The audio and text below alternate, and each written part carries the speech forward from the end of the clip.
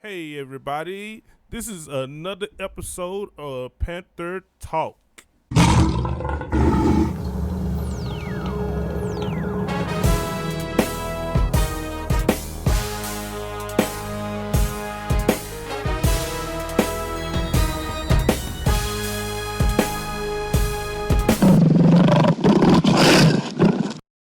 So, we have a special guest in here today, another special guest.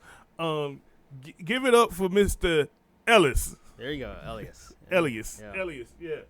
So, like I was saying, I had to pronounce his first name. I couldn't do his last name because what's your last name again? Salahuddin. What? Say it again. Salahuddin. Salahuddin. There you go. Salahuddin. There you go. And like I said, what do we mean?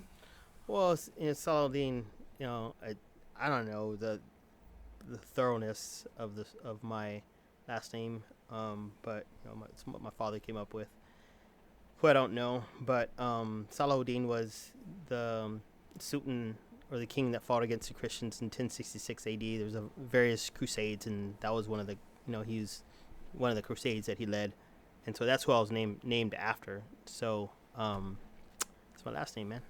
Oh, okay. So, makes sense. So, I have a question to ask you about this. What we ask everybody. So, what is the most embarrassing moment in your life that you can say was your fault? Was it embarrassing or events? Well, since this is the band class, I'll give you a band story. I was taking guitar lessons when I was in college, but I forgot how I found this person. But the first lesson was in the basement of this guy's house, right? Yeah. And his name was Mitch. My best friend's name is Mitch, and so I thought I emailed my best friend, and I was like, "Hey, I got guitar lessons at 8:00. If I'm not done by 9, if I don't call you by 9, this is the address, and just like." Come check on things, make sure I'm cool, make sure I'm not dead or anything. Well, I had the lesson, and then the teacher was like, well, it's 9:00. I don't want your friend come knocking on my door. You might want to tell him, give him a call. And I was like, oh, they emailed the wrong Mitch. So it was pretty embarrassing. I don't think I went back after that. But For real? No. But it was pretty embarrassing. So, yeah. So you just left altogether? Well, I left, but, I think I went and got lessons from someone else, but it was pretty embarrassing. Hey, plus I didn't like the teacher anyways. Oh, okay. So Well, we didn't click, So I understand. He probably first class, like, but maybe because I just made him nervous. I don't know. Yeah, I mean, you did tell him that you might kill. He might kill you. Yeah. Sometimes we think crazy things. Wow. See, I would have did some other stuff. I've probably been looking at you, and then all of a sudden it's like, yeah, by the way, just playing with you. I'm not gonna do anything. I got the email. Some things like that. But yeah, so with that being said, we're gonna go back to the beginning. When people see you walking around both campus, and they probably kind of sitting around like, what do you actually do? Well, there's a lot of federal state funding that the school receives, but there's also private funding that's out there that if you don't apply for it, then you won't get it. And so my job is to really bring more awareness in the community about what we do, because not everyone knows what we do. I mean, there's thousands of charities out there all trying to get private funding, right? To do to provide to have more resources for the band, human development that we have here, COVID-19 emergency fund, all the extracurricular activities that we want to do to better connect with the students, tutoring, our dual enrollment program. All that costs money, right? And so to allow us to do it better, to be more effective, and to connect better with the kids, it doesn't help to have extra funding coming in. You're right about right? that. And so, just imagine when you guys were able to go to Memphis on that field trip for those first 10, y'all went for 30 days on a field trip. Yes. Imagine what that did for the kids, right? Yeah. It By the way, it was free as well. We didn't pay a dime. You didn't pay a dime, right? Yes. But prior to that, you had to fundraise for it, right? Oh, yes. And then when I learned about it, I was able to raise an easy $10,000 to help you guys with that trip, right? And so, yes. Less stress on fundraising. Let me deal with the stress. Let me find the funding, and you guys go out and do what you do best, is be teachers and nurture the kids in various ways. Oh, yes. And I will have to say you are doing a wonderful job with that. Thanks, man. I can truly say, as you know, I didn't even know what you did for about a good year. Yeah. I just see you walk around and just like, okay, he works here. Well, yeah, you have to understand, like, not every, like, working for schools are nonprofits, right? But if you guys were just a nonprofit and not really, it's hard to have that culture of philanthropy in a school, right? Yeah. Charities that aren't schools, they operate a little different, where everyone knows that person's role. Yeah. And so it takes time for teachers to wrap their head around it, and then administrative staff. If you really don't come from that environment, then you just really don't know it. What I mean, come from the environment is, like, if you haven't done a lot of work in the charity space, yeah, then you just really don't understand the different positions. And so it's been a fun ride so far, and it's been great to be able to raise. I think this year we did $1.1 million for the school. Man, for you guys, right? What did you say? 1.1? Yeah, 25% of the school's budget we raised. I raised this year for the school, and it's only going to get better. And as you know, we're like sardines on this campus, and we definitely need a new building. And my goal next year is really hit the ground running and raising more money, keep raising money for programs, but also raise more money for a new building, which we all need and what the students deserve. Oh, yes, you're right about that, because, man, like you said, we are sardines in this place, and we have definitely outgrown it. Yeah. And it's really cool to to see the growth. Yeah. of everything. But the kids actually contribute to the success of fundraising. By scoring well on their tests, by engaging in the different programs, by being interested in being a part of these different programs, I'm able to talk about it. So, I don't take full credit for anything that I do. I think the credit is shared, the effort is shared, and it takes all of us. It even takes the teachers. Every teacher indirectly contributes to the success of fundraisers by being good teachers and being able to connect and nurture with the kids, right? Yeah. And so by being a good teacher and the kids learning, I'm able to talk positively about the work that we do. And so we're all in it together. It's not just me. There's no I in team, as you know. And so we're a team in this effort. And by me learning about what you do, about what the school does and the teachers do and how much y'all put into it, I'm better able to write about it. And that's my goal is, sometimes I hang out just to learn, right? So I learn from y'all, I write about it. I try to understand y'all's needs, I write about it, I talk about it, and then, we have more money. Yeah, and that's hey, we all. It sounds easy, but it's a lot more complicated. Oh no, trust me, I know, man. I will say this, like I was saying, you do a great job with it. I mean, even the time when the whole Memphis situation came, I mean, as soon as you found out, I promise you, I have never seen my phone blow up that many times when you calling me like, hey, I need this, I need this, I need this, I need this. And if I did do it, you call me a second later, like, get it done. And it was night and day. And like you said, I was like blown away. Like I said, we were able to do a free trip all the way to my hometown, Memphis, Tennessee. Nice, great. We didn't pay a dime. Like, we just got the kids on the plane, flew there, had us a nice house that we was living in, like an Airbnb that we rented out for the whole month. Yeah. Relaxed. The kids did the summer camp, at Stax Music Academy. Sweet. The whole 9 yards. I mean, from the food, everything. We had groceries. The kids enjoyed it, and that's great. I enjoyed it myself. I was to even come back home and to see my family a little bit, then I think my kids actually saw where I grew up, and they was able to see a little bit about my background and things. Yeah. I mean, it was a really, really great experience, and That's man, awesome. we have to put that on. Thank you for that. Yeah, you yeah. know. Well, don't thank me. Y'all do the hard work. I'm just here to support, man. So, but thanks. I mean, it's all good, but it's just fun, What you do is fun, and what I do is fun.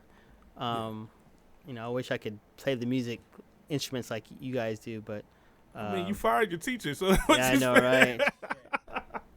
So what do you I think expect? I'm better at raising money than playing music. But I do enjoy.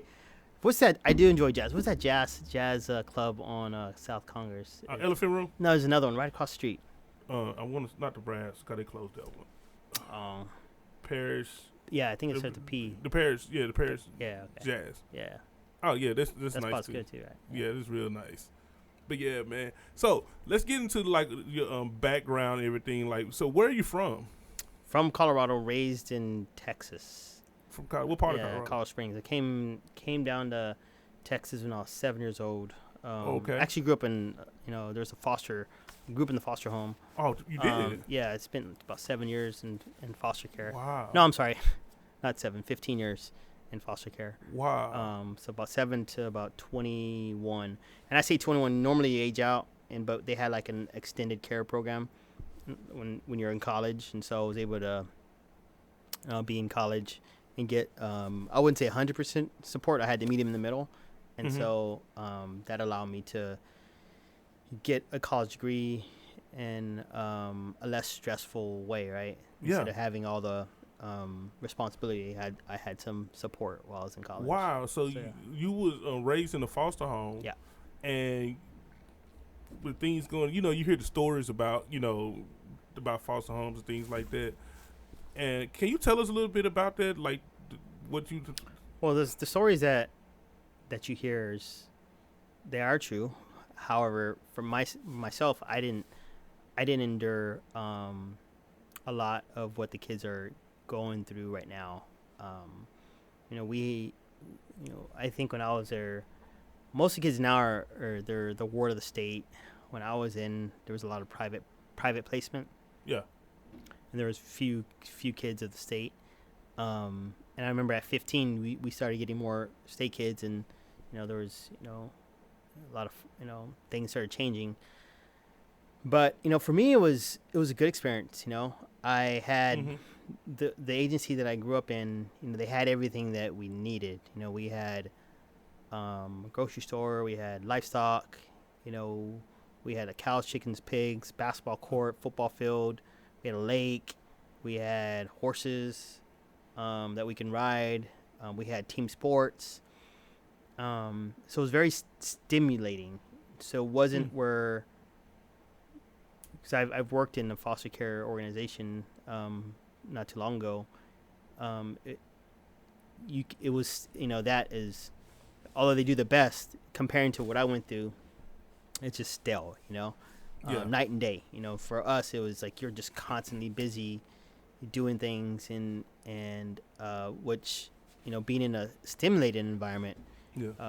You get to see more, experience more, and we had what they called sponsors that would like come and get us and take us off campus to do cool stuff, paid for, and so our environment was super stimulated, and so it was very hard if you wanted to make a better life for yourself, short term, long term. The resources were there, and I took advantage of it. I can't say everyone else did, but I definitely took advantage of the resources, and a lot of my foster brothers did too.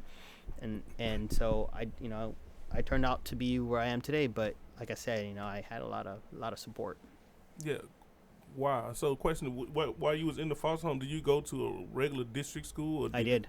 So, where did you graduate from? So I went to a middle school, Anson Jones Middle School, and that transferred into John Jay.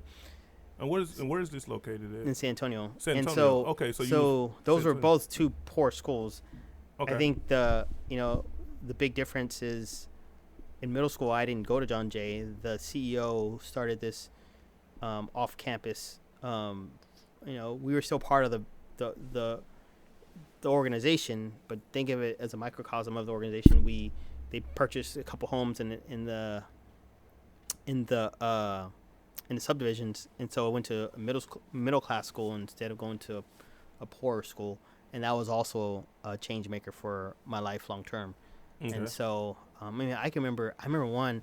I can look back at a lot of kids I went to school in middle school with. I mean, they don't really have careers; they have jobs, not careers. I remember getting in. It was like a couple years ago. I got in a taxi cab, and it was a buddy of mine that I was in middle school with. You know. I don't know. I mean, I'm sure they've all grown, and I don't know where they are now. But I mean, it's just an example of. That's just one example of, you know, the environment can shape your life, you know, short and long term. And so, yeah, there's a lot of instances where I have middle school friends that, you know, like I say, they don't have careers, but they have jobs, right? And I think that has to do with what you're exposed to in your environment, who gets out and who stays in. Yeah. Who takes advantage of opportunities and resources. Oh, okay. Wow. So, in middle school, and then what's high school? There was the middle school, MacArthur? High school? No, went from Jones to MacArthur High School. In San Antonio? Two opposite sides of the track, you know. Oh, for real? Can you describe a little bit about it? Which one? About your high school experience. I don't really remember much, man. I just played basketball. I really just kept myself. Like, I wasn't high school for me. It's kind of weird. Like, I just play basketball and go to school. So you hoop? I played basketball. Went to school. I was pretty naive. Didn't chase girls. I flirted, but I was because you understand, like, living in the foster care system where we lived. We were up until 15. We were super secluded from the world, right? Yeah. And we had a schedule, routine, and so. I had no time to get in trouble or to do crazy shit. First time I saw, like, drugs was in high school. And what? Yeah, I mean, like I was a very naive kid. I just kept my head down. Like, everyone liked me because I was nice. And then I played sports. So the athletes knew me, and I was pretty good. So that's it, man. I just went to school and played sports. That's pretty much it. So didn't really start flirting with girls until I was in, like, high school. I mean, senior year. Hey, man. Pretty much a girl liked me. She really had to, like, shake me. Hey, I'm interested in you. I was that, like, didn't pick up signs or anything. Wow. Funny, right? Yeah, man. Just wow. That's interesting. So you leave high school, and then you say you went to college. Where did you went to college? Yeah, I went to University of Texas, San Antonio. Oh, so you stayed in San Antonio? Yeah, stayed in San Antonio. And you majored in what? I got my undergrad in political science, and I got my grad degree in public administration. So you went nonprofit management. So all this was at UTSA? Yeah, UTSA. So you just went straight from bachelor all the way to master's? Yeah, I think I worked for maybe a year or two. I don't remember. I think I lived so where really, because I remember in grad school, I joined like a program that was called, what was it called? It was like a fundraising fraternity, co-ed and nonprofit, like, fundraising fraternity. And I remember I raised like $12,000 to help all of us go to this conference. And then I came back and I worked for United Way, and they had just started this internship program for college students, and so I was the first person in this piloted program, and we raised like $44 million. And I was part of this team as an intern, and with all these executives. And then, I remember my first job, they're like, I was good at it, and people would tell me I was good at it, and they wrote like some of my letters or recommendations for like jobs that helped me get my first job. And so I hadn't turned back since. So my graduate school, my undergrad, which they don't tell you this, well, they tell you this, but depending on your household, like when you're in school, if you're just going to school,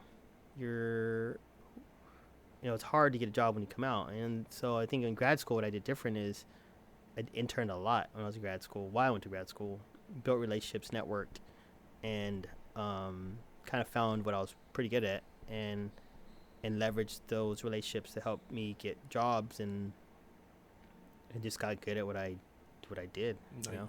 Well, you like And to so, no, and then I remember one year I lived in, not year, one internship I lived in, like the border of Panama and Colombia with an indigenous community. What? And that was cool too, because then I got to, like, you know, sometimes, you know, people are like, oh, I want to go help save the world or save a community or whatever, yada. Well, really, what you learn when you're living in a community where you think you have all the knowledge to change that community, you're actually, it's quite the opposite. You learn more about yourself, and then, like, you should never try to go into a community with, like, oh, this is what we're gonna do different to change. Like, you have to be a part of the community to really change, make a difference, right? I wouldn't even say change, make a difference, and be of influence, right? So that was something that I really got to understand when I was living with this indigenous community on the border of Panama and Colombia. Like, you never try to drive someone else's bus, you know. You just come in and you provide the resources if you have them, or if you ask for them, and that's the better way of approaching change.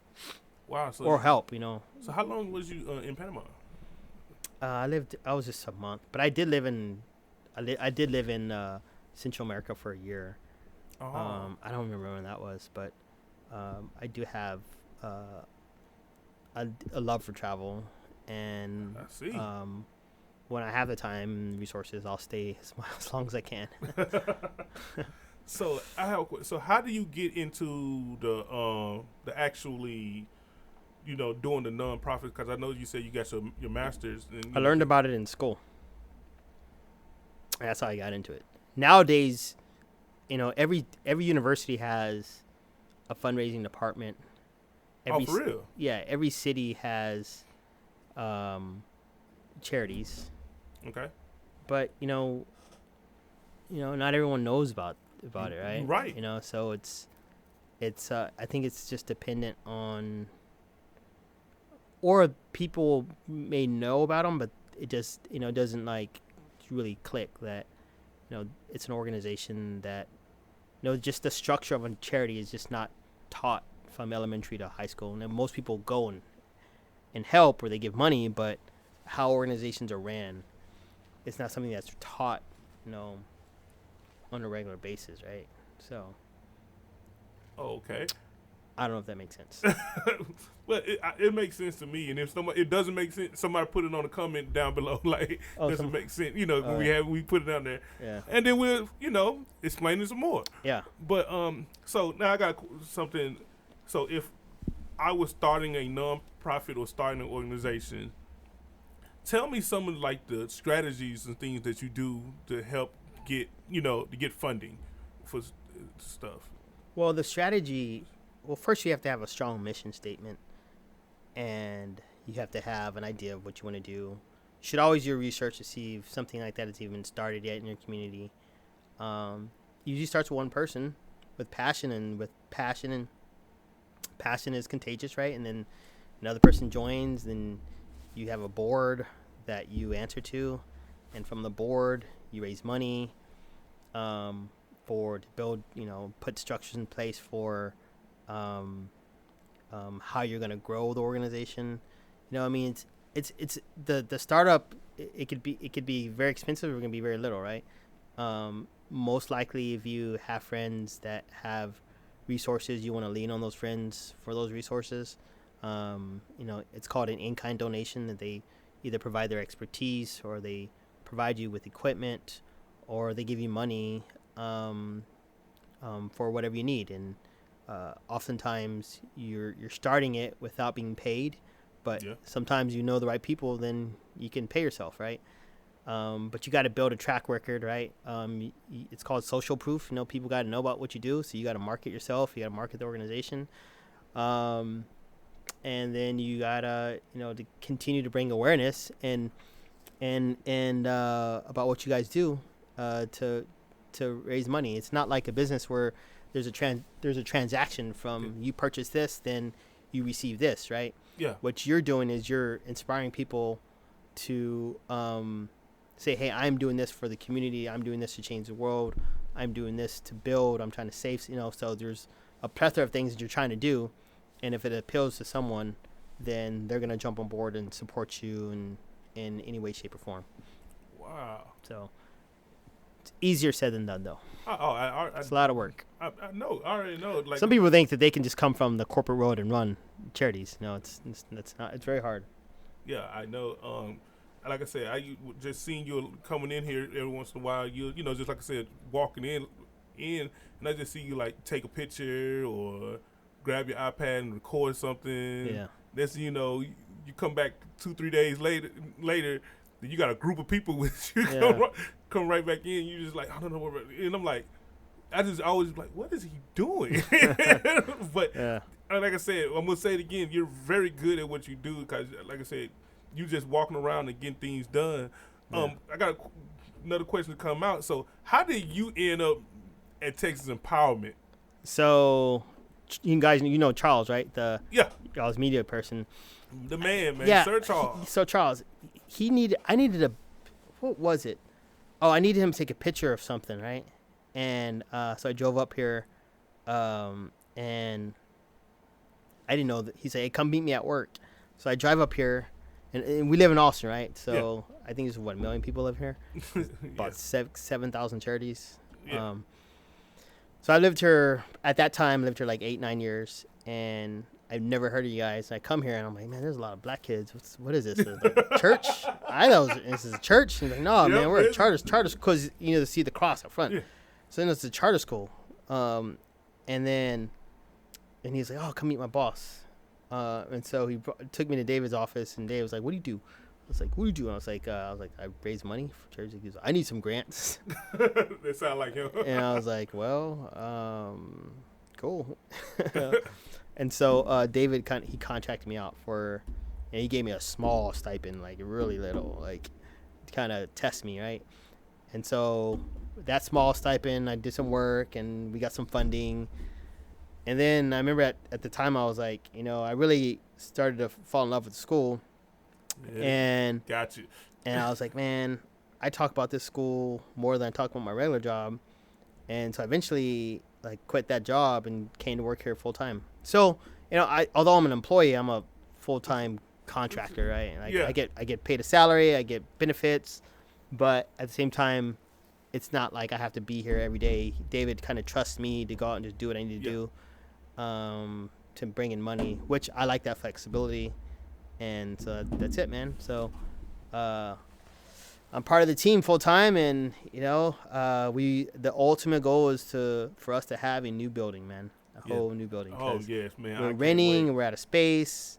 It's tight, and we need a new building. We need and so it's a lot of work. COVID kind of threw a wrench in our plans, but we still got there's people out there. They're learning more about us, and we're gonna get there. Yeah, man. Yeah, so basically you end up getting hooked by the bug. Yeah, man. It's good. I mean, you're teaching kids, we're saving minds. And this school is actually, I think the foster home that I grew in saved my life, but at this school actually I would say saved my mind. What I mean by that is, I actually I participate in the 8th grade class, the Black history class. I read more books about Black history that I've ever read in my life. I've always was interested, but I've dived in for the past 2 years studying our culture and our history, and I think being woke to me is knowing about the adversity that we've gone through, but also equally knowing about how we've contributed to the world. Yep. Right? And so knowing who you are and where you came from and how you've advanced not just your community, the world, and civilization. It's very empowering. And so it's been fun.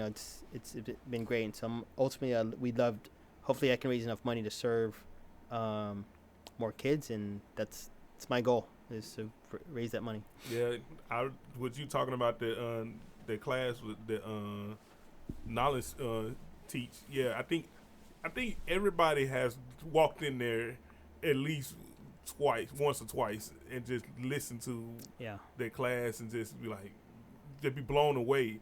And it's like you said, that's the 8th grade class. Yeah. That's not even the high school, that's the 8th grade class where it's like you're sitting there just, like I said, you just mind blown away, man. Yeah. So, man, yeah. So, like I said, you got don't feel bad because I got hit by the bug too. Oh, it's all good. And once you get here, it seems like you said, you're here more than you are pretty much anywhere else, and you just like, only you can think about finding other ways to make the school better. Yeah. Because of the what is put into this. Yeah. And everything like that, man. So, with that being said, where do you see yourself in the next, and even with Texas Empowerment in the next 5 years, and goals and things that you have, I think for the next 2.5 years, we'll be building the school, and then after that, if we can continue to grow the Texas Empowerment network, that'd be cool, So going to San Antonio, Dallas, Houston, whatever. Yeah. Really taking our model across the state, even across the nation. Oh yes. So that'd be cool, but that's a bigger. I think first. That's leadership and staff buy-in, right? But that I think we have the opportunity to do that with 22 years of this work. That'd be cool. All right. So I'm not gonna hold you long because I know you got things to do. You got money to make for us, and then that's what we need and everything. I need you to do one more thing before you get out of here. What's up? You gotta give everybody your school email address. Okay. So if they want to donate that money, they want to, whatever they want to do, they can get in touch with you, and you can do what you do. All right. So email is easy. It's LLYAS@TXEA.org. Again, that is LLYAS@TXEA.org. Just email me for a chat. We can chat on the phone. We can do Zoom. I can share more about all of our programs and how you can support our programs and our future initiatives at the school. Thanks, man, for having me on the show. Oh yeah, cool. Man. Thank you, man. We're gonna have to feel free to come back anytime because. Well, I think what I'm do is, man, there's some of our partners and professionals, and I'm hoping. I know you have this for the kids, right? It's for them to learn. I think this is super. I'm glad you're doing this, very innovative, and it's. I think. Well, I know by having this, and you can share with the kids, prior to the class starting, first 20-30 minutes, it's going to allow them to see and understand different professions. Because by the time they graduate, you want them to understand what is all that they can get into after they graduate, right? So by doing this podcast, it's focused on someone's life and their profession. The kids are going to have a better understanding of what they can get involved in long term. So I think it's pretty cool, and I'm looking forward to. I'm actually sending out. I'll take some of the pictures I took today. I'm sending out to the 100 Black Men of Austin. They all have various professions, so you really shouldn't have to worry about how to recruit. I'm gonna help recruit for you, man. Making your life a lot easier, man. I'm about to do I'm taking one thing off your plate. Man, that's what I'm talking about. You know what I'm saying? All you gotta do is interview. Oh, that's easy. That's it. That's gravy. Yeah. Well, man, I appreciate you everything. And I do recommend sometimes having a kid on once COVID's over, I already had that in mind, man. Kids actually been hitting me up like, I want to be the co-host. I want to be the host. And my goal is actually for me to kind of step back. I like that. I'm doing it in the camera how it goes. Just step back. Yeah. Back, and it's, Well, it's cool. You get some training for the next 6 months. So when you step back, you'll be a better trainer for the kids. Of course. Of how to ask questions and how to interview someone. So I think it's good training for you. So you can go train the kids when time is right, when they come back. Because they're going to take over regardless, so you might as well. Which is good. Which I want them to do. So I can, like you said, I can just sit back like this and all right. Let them do their thing, man. All right, Willie. Holla at your boy. All right, man. But anyway, this has been another episode of Panther Talk. All right. Peace.